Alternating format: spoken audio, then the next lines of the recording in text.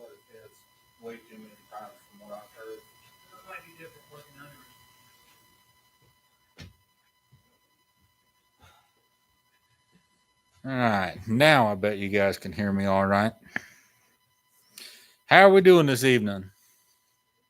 Wonderful. Let's see. Well, as we start every Wednesday night off, do we have any prayer requests, praises, comments, complaints? I just want to emphasize on Sheila. She's in hospice care now. She's at the end of the rope.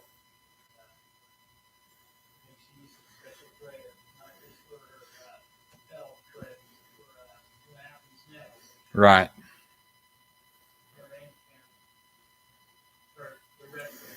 Yeah, we'll definitely be praying for Sheila Martin.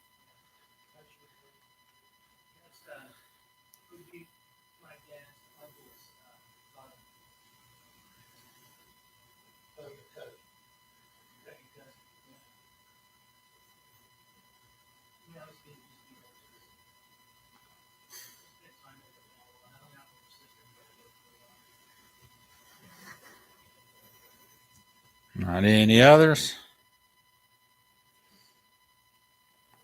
As we all know, tomorrow is July 4th. So I would like to add to the list. I pray that everybody goes into July 5th with all 10 fingers. And that everybody could have just a good, safe 4th of July.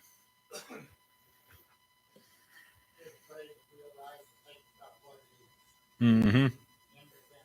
Right. Yep. No, I carry a lot of, I wouldn't say reverence, but I pay a lot of honor to the 4th of July. It's my second favorite holiday, just behind car show. So, yeah, after we get done with tomorrow, it's all steam ahead for September. And we definitely should be remembering why we celebrate Independence Day. It's not just yeah.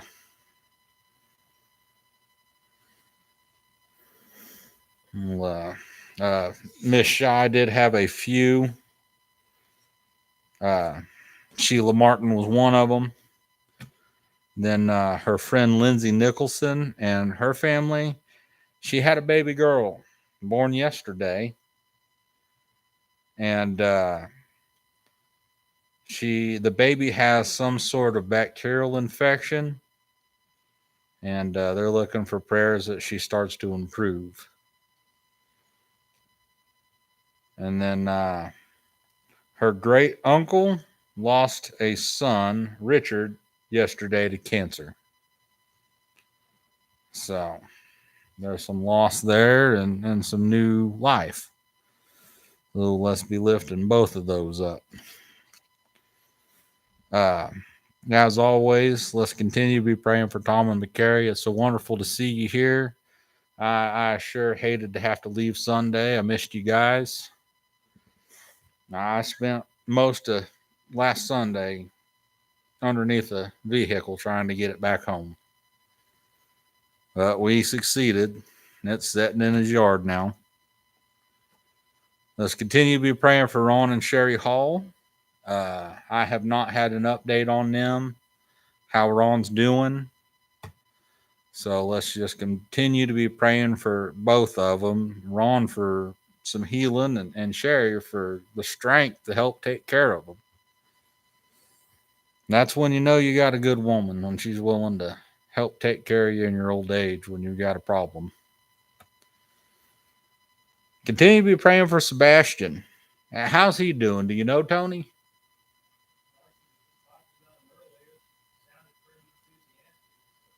Good deal. Continue to be praying for Miss Sandy. I mean, I understand that there's got to be hurt walking back in this building, seeing this organ sitting here, nobody behind it to play it. Brother John, since I was little and started attending this church before I was even a member, I can remember John Stickle playing organ. Yeah.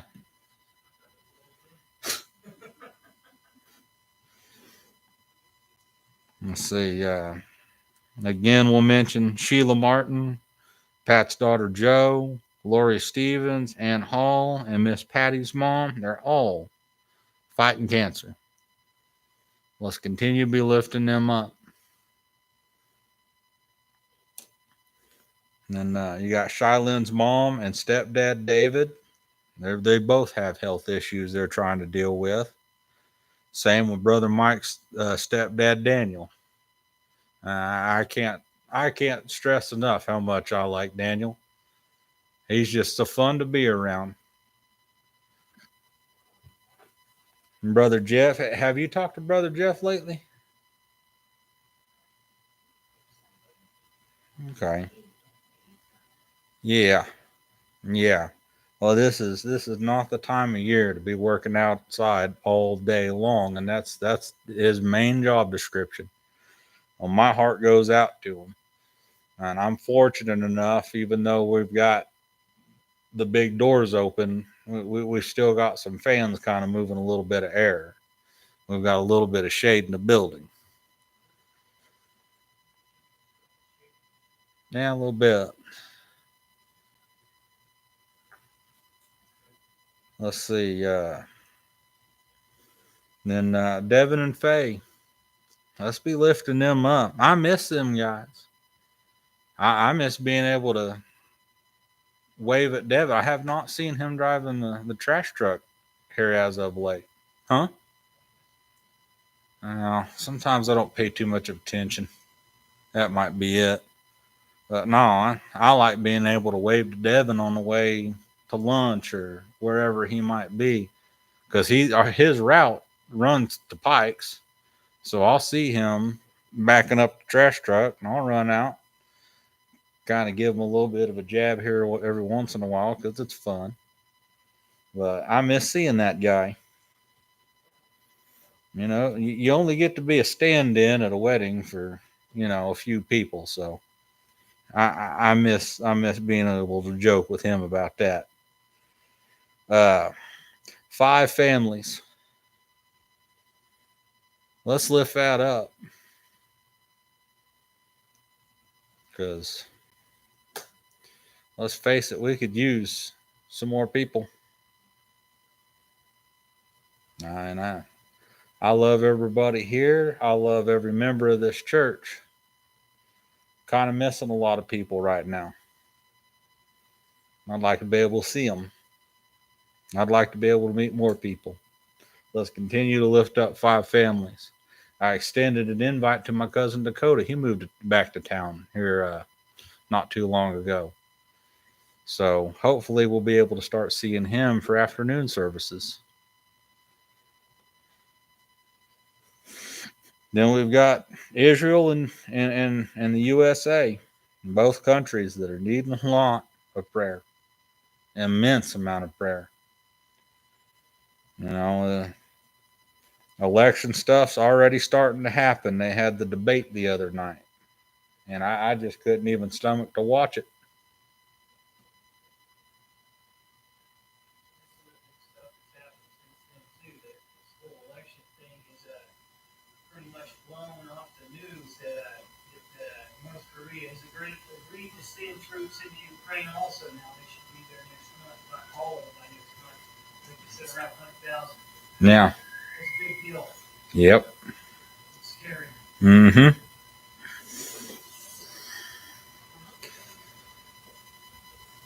And then, of course, Vacation Bible School. Let's be praying for them kids that they have a desire to want to learn everything that's being taught and that they want to practice it. All right, if there are no others, uh,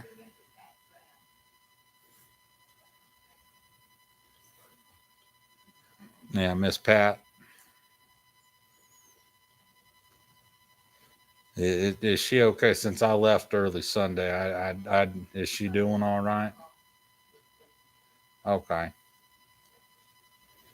Okay. Well, let's hope. Let's pray that they get better. Or she gets better.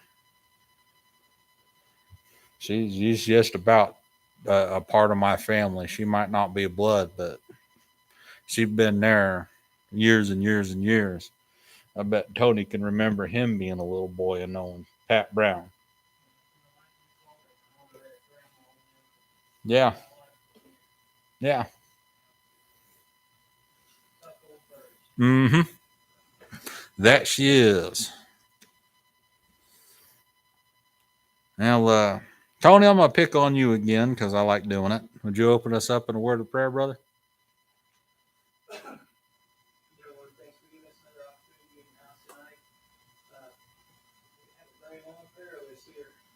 Father, with long curtain, number of members that we have here, I hope that you lift up the ones that you can and bring comfort to the ones that's all that you can do for. Lord, thanks for giving us so many chances that some of us don't feel like we're worthy for having. And please help Jonathan with his message tonight. Amen. Now, if you want to turn to James 3:16, that's the first verse we're going to be into.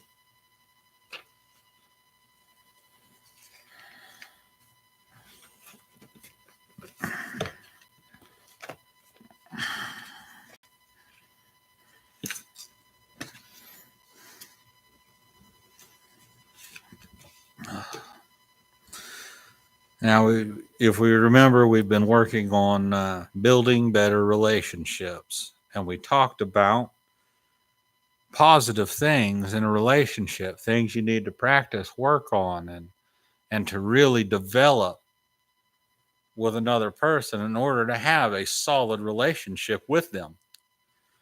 Well, this lesson that we're starting tonight is called Killing Termites That Eat Up Relationships. So we're going to talk about bad things that we need to be avoiding. And I really agree with every single thing that this lesson pertains to, because I've seen firsthand what these issues can cause. We'll start off. Paul has already given us two components for building better relationships upon the foundation of love, being patient and kind. And those two go hand in hand. You can't be impatiently kind, and you can't be unkindly patient.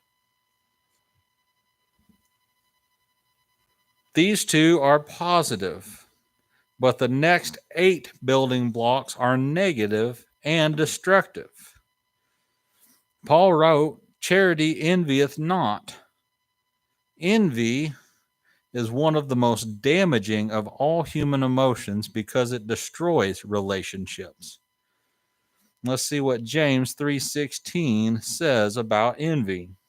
If we go to James 3:16, it says, "For where envying and strife is, there is confusion and every evil work." We're all human beings. We've all seen something that we wanted. And there are those that would act on just about anything possible to attain what they wanted. Though the same Greek word is translated both envy and jealousy, there is a difference. Envy wants what someone else has. You ever been walking down the street and you see somebody drive by in your dream car? Oh, if I just had that car, everything would be right in the world. Just that car, that's all it would take, and I would be happy. Oh, if I just had that big television at Walmart that my neighbor just bought, that 85-inch flat screen with all the bells and whistles. Oh, if I just had that, I would be happy. See, there's a theme. We've got these material things, and that's going to make us happy. Without that thing, there's just no point in going on. Jealousy, on the other hand, fears what one has will be taken by someone else. See, a lot of people like to lump those two words together. They're the same thing. Not really. Since the New Testament translates the same Greek word, both envy and jealousy, we will consider them together. Killing these two relationship termites has two requirements.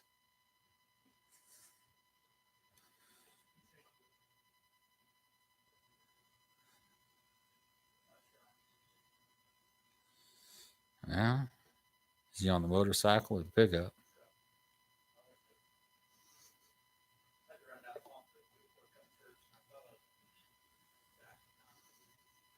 I knew you wasn't going to walk through the door at 7 o'clock, brother, but that's okay. We love you anyway.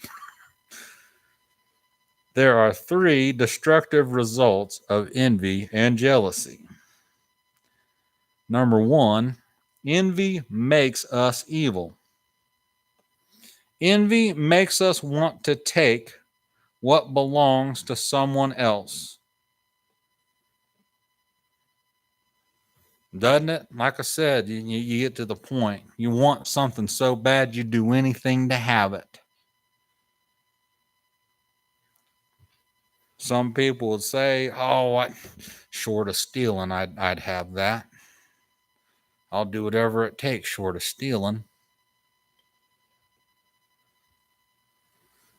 Why don't you flip over to 1 Kings, chapter 3. We're going to be reading verses 16 through 25.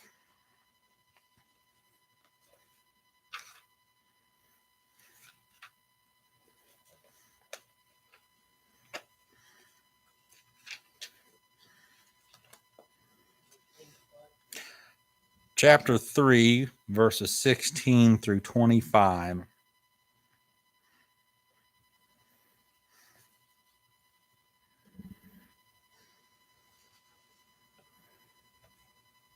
Verse 16 says, "Then came there two women that were harlots unto the king and stood before him. And the one woman said, O my lord, I and this woman dwell in one house, and I was delivered of a child with her in the house. And it came to pass the third day after that I was delivered, that this woman was delivered also, and we were together. There was no stranger with us in the house, save we two in the house." Verse 19 says, "And this woman's child in the night died in the night because she overlaid it." So this woman had a baby. The baby laid in bed with her. She was asleep, rolled over, and her baby suffocated. Tragic.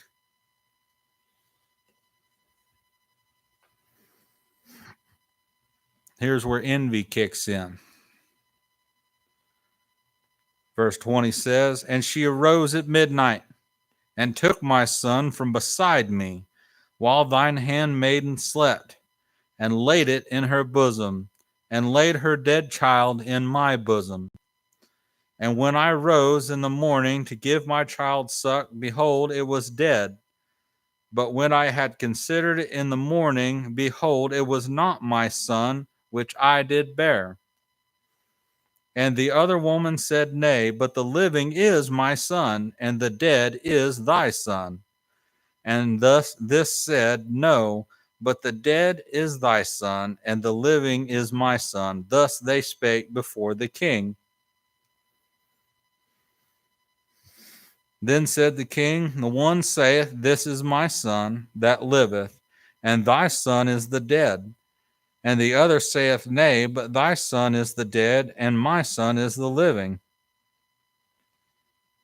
We're going to stop right there. Envy makes us want to take what belongs to someone else. One of the most revealing stories about envy is found in the life of Solomon when he discovers a woman trying to steal another mother's baby.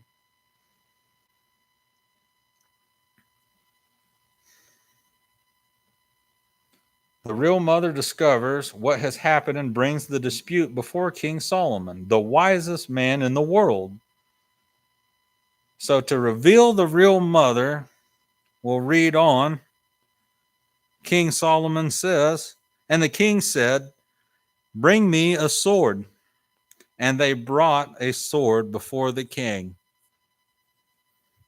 You really want to pull on some heartstrings and get some emotion, folks.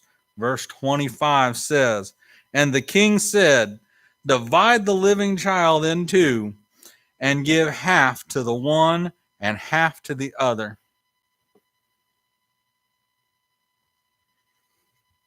Verse 26, Then spake the woman whose the living child was unto the king, for her bowels yearned upon her son. And she said, O my lord, give her the living child, and in no wise slay it. But the other said, Let it be neither mine nor thine, but divide it. The envious heart. So first off, this woman starts off stealing another woman's baby. And some could say in the heat of a broken heart, you do something a little bit off. Take another woman's child because you're so grieved. I mean, I don't know. But when the king comes out and says, Give me a sword, we'll cut the kid in two, and you can both have half a kid to settle it. The natural mother of the living child doesn't want to see any harm on her baby. She would rather see her child in someone else's arms than dead. But the envious woman was all for it. She'd just as soon the other woman have a dead child too. It's crazy what an envious heart will allow a person to stoop down to. You know, you hear stories all the time of somebody wanting something that somebody has so badly. People get robbed and killed for $5 in their wallet. People want what others have just to spite them. Mm-hmm. They don't really want it. They just want to be spiteful to others. Take from them just to be spiteful. In the long run, it hurts the person doing the taking. Mm-hmm. But yeah, an envious heart will turn a person into a monster, all for the goal of getting what they want. And it usually pertains to riches. The envy of money will turn a human being into something straight from hell when it comes to getting in their path for their money.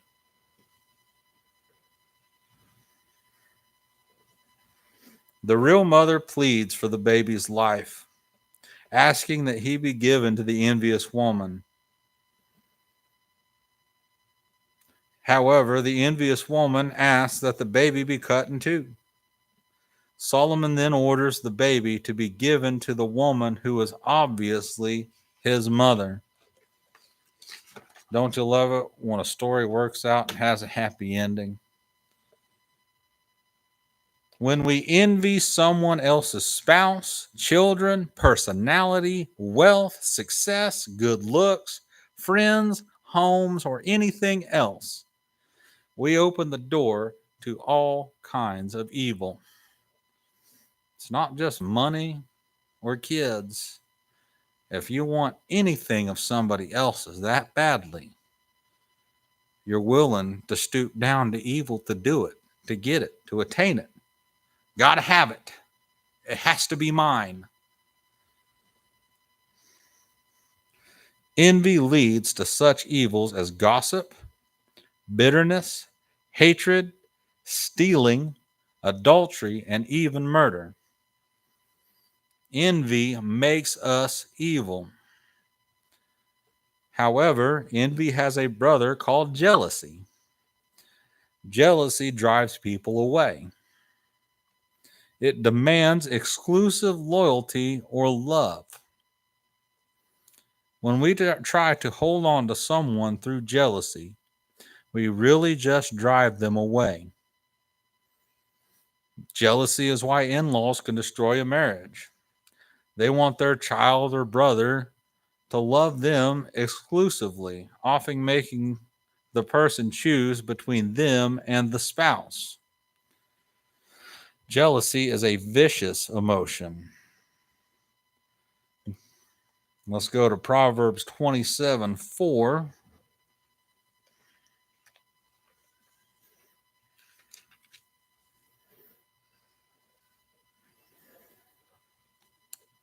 Proverbs 27, verse 4 says, "Wrath is cruel and anger is outrageous, but who is able to stand before envy?" A relationship can survive anger because it usually goes away after being vented. Eventually, you calm down. Uh, Proverbs 27, verse 4. Yes, sir. You get done being angry, you're ready to reconcile or reconcile. Is that the word? But you eventually you lose that anger. I would hope you would. Some people like to hold on to anger. It's a little security blanket.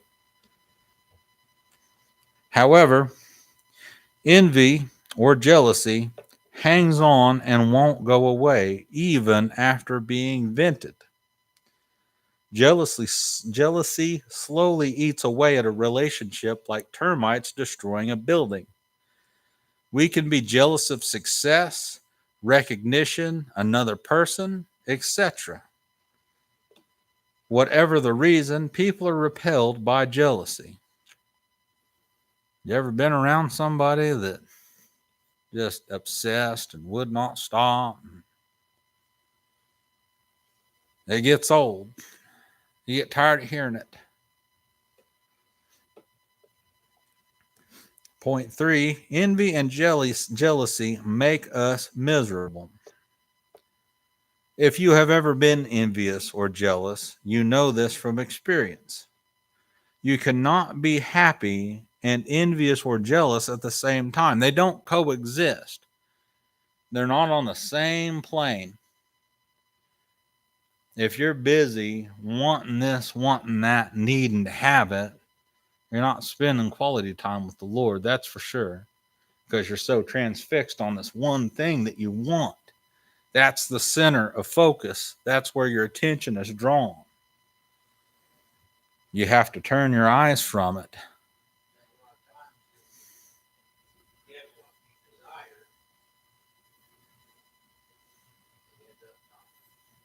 Yeah. Right. Yeah. That's like people that really chase after money, they end up winning the lottery. And they're multi-millionaires thanks to the Powerball or that one fellow with the was it yellow? You know, he'd show up with the balloons and the big check. Publishers Clearinghouse. Kept wanting to say Yellow House. Yeah. Mm-hmm. But them people, they end up with just more money than you can imagine.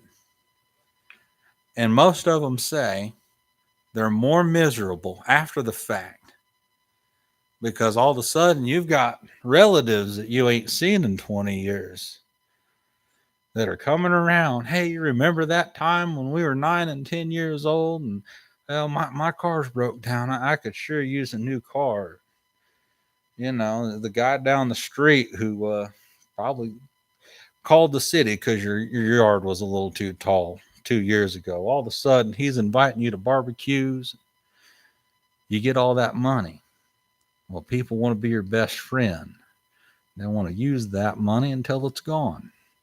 They say that 99%, I'm pretty sure it's the statistic. I might be off just a little bit. But most of the people that win all them big, luxurious, lavish prizes, they end up being bankrupt within 5 years. An endless supply of money lasts 5 years, folks, and they end up miserable off of it.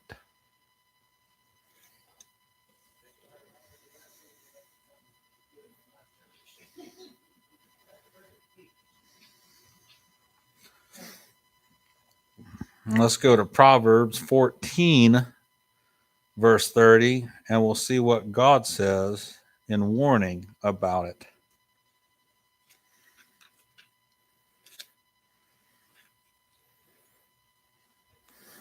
Proverbs 14, verse 30. A sound heart is the life of the flesh, but envy the rottenest of the bones. It'll get down into the bone and rot you.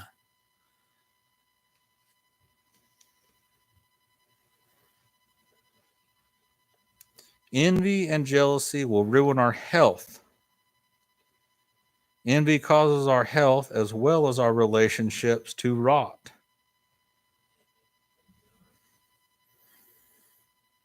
Pretty soon, your best friends don't want to come around no more, or your spouse gets tired of it. All of a sudden, you're in a divorce because of the envy. Children don't want to talk to you no more. You end up alone. You get so consumed by this need, have to have it. Your health will start slipping.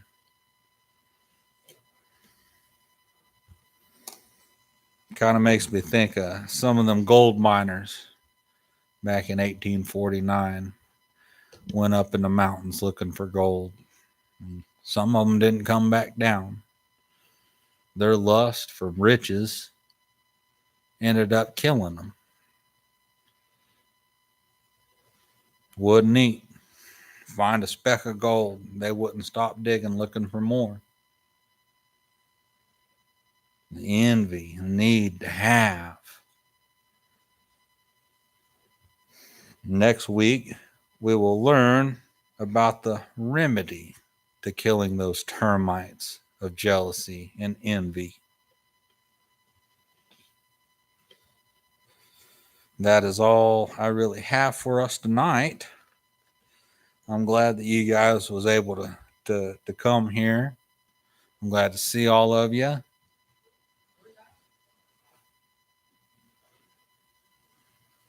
I don't know, brother.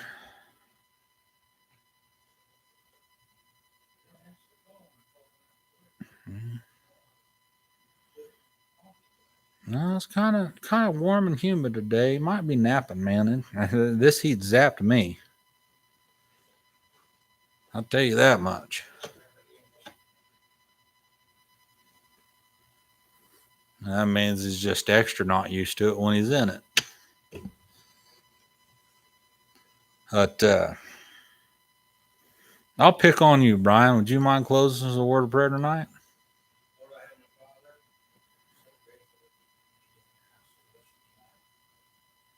Lord, I thank you so much for the word you spoke to Brother John. It's the truth, Lord, about even small stuff. Lord, that big cries or anything like that, just small little things create a little bit of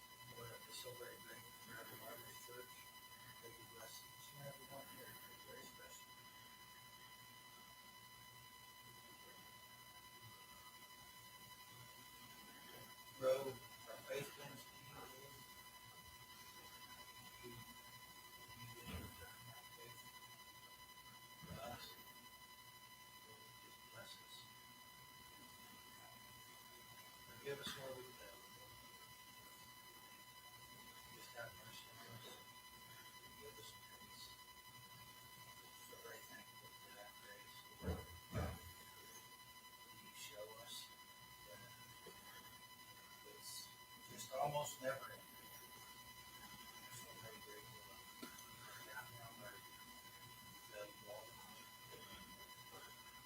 Pray healing on those who you deal with, Lord. Pray to call them home to glory, or you just feeling better here on earth. They might be a witness for you. I pray for each and every one of our prayer requests. There's needs there.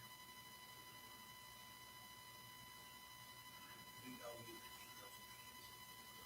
We know you can. That's how faithful you are. I just pray you give us the understanding of how you do it. Let us not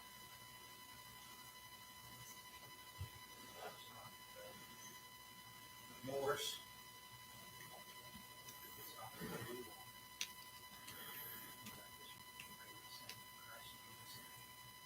Yeah.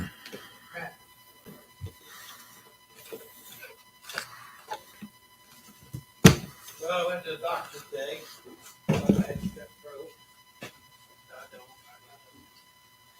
viral infection in my sinus.